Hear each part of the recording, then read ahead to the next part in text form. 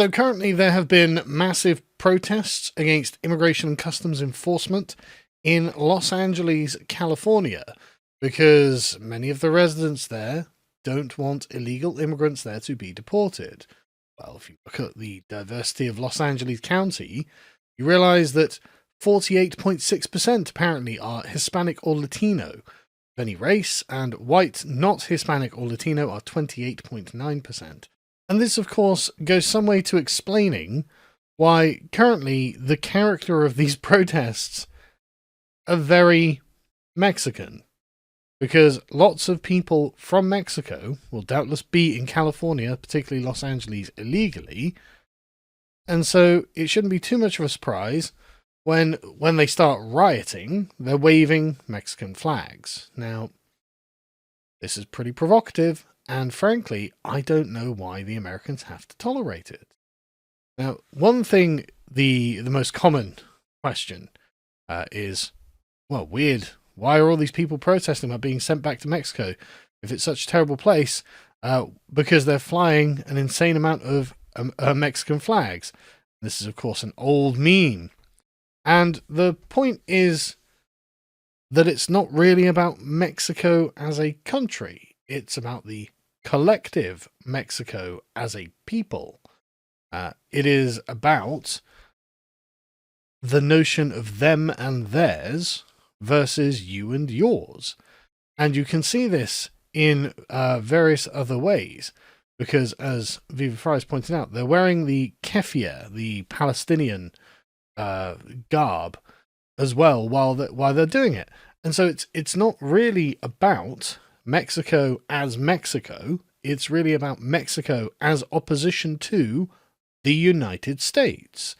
This is the issue, and therefore it can fold into itself various other resistance movements that are also against the United States.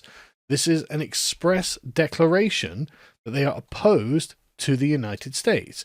So you get the sort of people like this, if they're so proud, why are they fighting so hard not to be sent back? Well, it's not about being in Mexico. As far as they're concerned, Mexico is wherever they are. The people are Mexico. It is not the country that is Mexico. The country is only Mexico because of the people that make it up.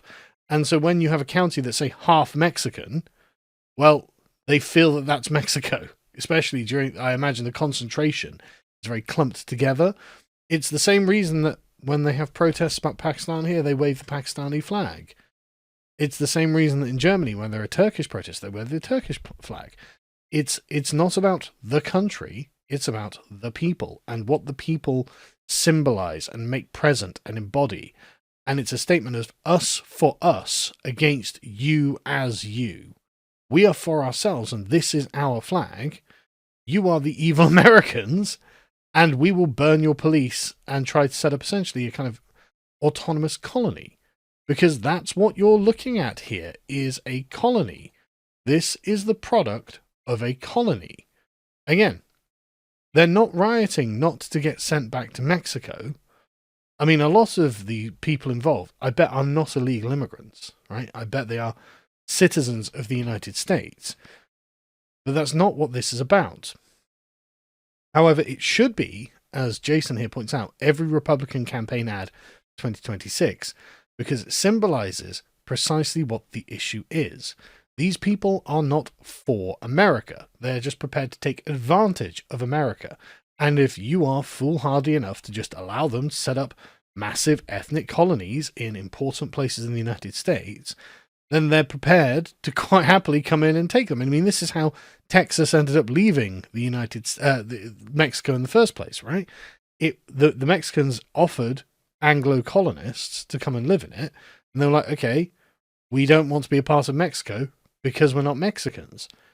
And you're getting the same thing in reverse here. And the question is, well, what are you going to do about that? These people are quote-unquote naturalized American citizens. They don't seem to care that you think that. I mean, this is an open declaration to a foreign people and nation. And so make of that what you will. but it definitely makes the civic identity of America and Americanism under question, right? It puts that under question because those people who are like, yeah, well, if you just come to America and you say, I support American, the American dream and the American values, and I have citizenship, then you're just as American as anyone else. A lot of these are going to have that. But are they just as American as anyone else? Would they claim they're just as American as anyone else? I think that actually a polity is not just held together by rules. It is held together by bonds of kinship and friendship. Going back to literally Aristotle's observation of how a polity is created and sustained, and you can see that the liberal fiction that it is just rules and just an ethos and just a pledge that can hold things together, well, I don't think that's correct. I'm not sure that it can and it is sufficient. And so you can see resistance movements coming together, recognizing each other as valid allies in the great struggle against the United States itself. And so people have pointed out, well, this is perfect propaganda for Trump. That is absolutely true. This is perfect propaganda for Trump. But I don't think people realize exactly why this is perfect propaganda for Trump. This is perfect propaganda for Trump because Trump, without thinking about it, genuinely embodies a sort of quintessential Americanness that these people are openly rejecting. But the question is, well, what do you do? Is it sufficient to merely deport the illegals?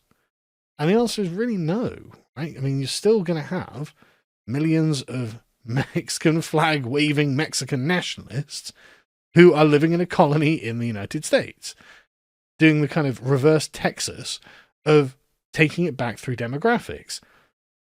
Really, you kind of need a way of understanding who among them shouldn't be here, and that can't really be based on merely a piece of paper.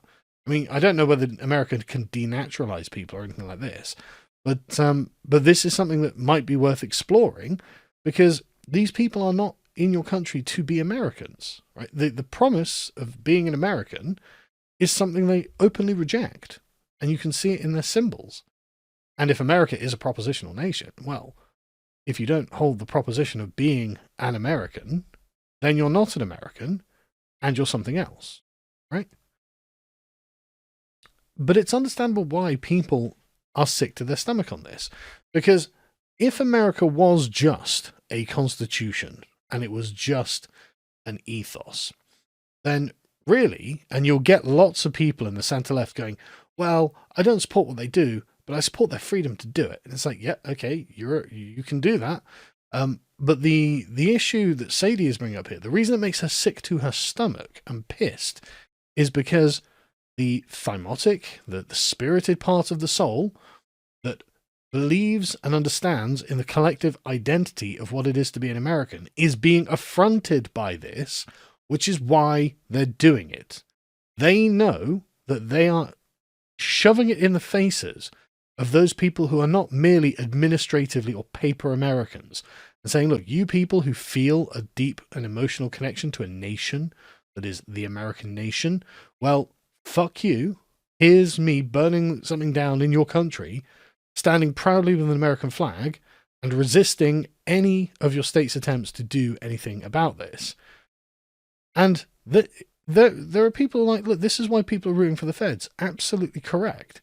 This is creating, and I mean, honestly, Trump couldn't have asked for a better turn of affairs, for a better course of events, than not only for them to riot, but to riot with foreign flags, right?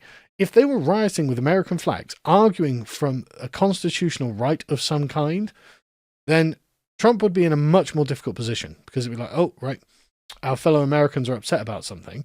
But in this case, it looks instead like Trump is dealing with a hostile occupying force that declares itself openly to be against the Americans. And so, yeah, why wouldn't the Americans root for the feds, who are at least representatives of America? They are at least themselves Americans. Why wouldn't people be rooting for them? It is creating a moral unity between the American government and the American base. Those people who are actually American. And so this is an entirely good thing for Trump. I mean, this is just such a good thing. On Monday, I don't doubt that on the podcast, Firas will probably want to go through the details of this. So I won't go off into the weeds on that or anything like that. But we'll cover this on the podcast tomorrow.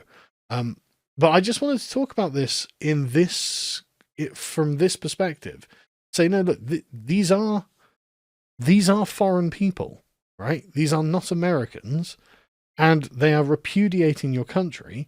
And it is right that it's pissing you off, because you are not merely a propositional nation. Right? Every nation is really based on a shared collective solidarity, based on various sort of kinship ties, friendship, and an underlying sense of collectiveness and togetherness. And that's what's being attacked with this.